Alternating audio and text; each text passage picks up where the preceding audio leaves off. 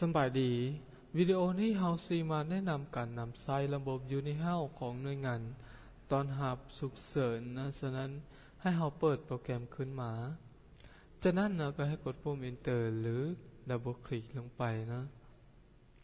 เมื่อนั้นเราอินขึ้นมาแล้วนะให้เฮาเลือกชื่อ user ของเฮานะเพราะว่าพยาบาลหรือว่าท่านหมอยูฮันนะก็จะมีหลายคนแล้วก็เปลี่ยนกันฉะนั้นuser ก็จะเป็นของไผของเรานะเดินตัวได้ไปเลือกชื่อ user ของเฮาแล้วก็ป้อนรหัสผ่านแล้วก็กดปุ่ม enter ปุ่มโอเคจากนั้นนะเมื่อเราอินเข้ามาแล้วนะพยาบาลต้อนรับนะก็จะให้เข้าไปที่รายการ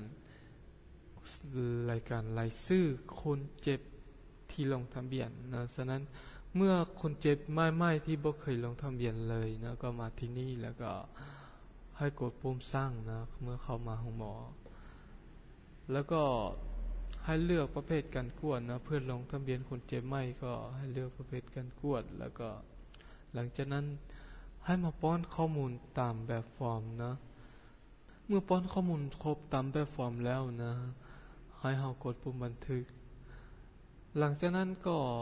มาป้อนข้อมูลที่อยู่ของคนเจ็บนะที่อยู่ล่าสุดนี้นะก็จะตั้งเป็นประเทศลาวอยู่แล้วนะฉะนั้นให้เฮาเลือกบ้านเมืองแขวงนะถ้าว่าข้อมูลของที่อยู่นี่นะมีครบก็สามารถป้อนใส่ให้ได้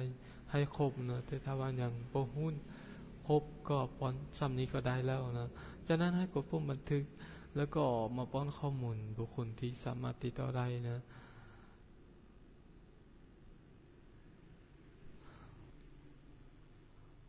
ที่สำคัญนะของบุคคลที่สามารถติดต่อได้ก็ต้องได้ป้อนเลขโทรศัพท์นะถ้าว่ามีครบก็ให้ป้อนให้ครบแต่ถ้ามีเบอร์1เบอร์ก็สามารถป้อน1เบอร์ได้นะ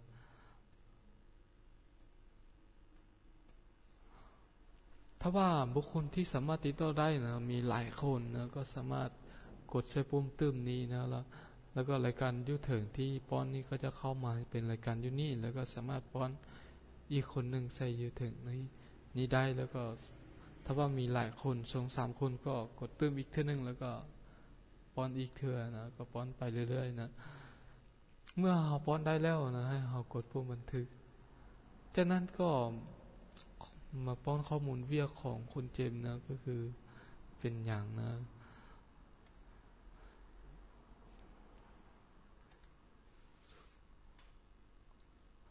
นักศึกษาบ่มีตำแหน่งนะก็คือเป็นข้อมูลตัวอย่างนะชื่อ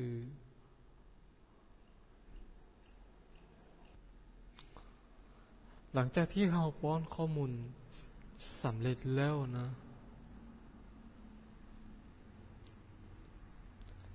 หลังจากที่เราป้อนข้อมูลสำเร็จแล้วให้เรากดปุ่มบันทึกจากนั้นก็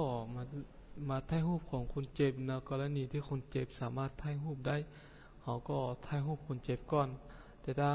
ถ้าว่าคนเจ็บมาในกรณีที่ยุคฉุกเฉินนะก็จะบางเทื่อก็บ่สามารถถ่ายรูปคนเจ็บได้นะฉะนั้นก็บ่ถ่ายก็ได้แต่ถ้าว่าจะถ่ายนะเราจะเริ่มจากกันใส่กล้องนะแล้วก็กดปุ่มถ่ายนะหลังจากนั้นเราให้เรากดปุ่มหยุดกล้อง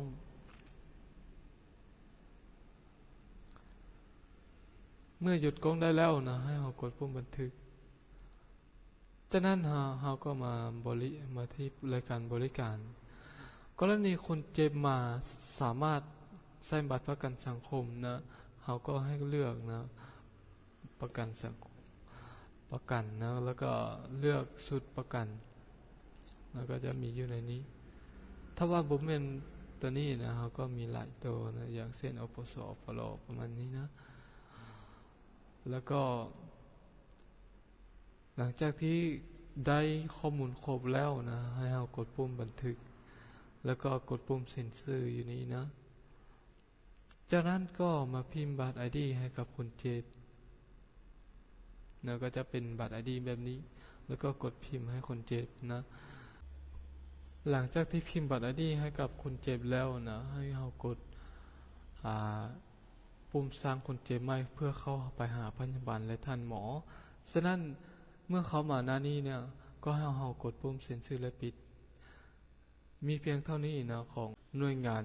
พยาบาลต้อนรับนะ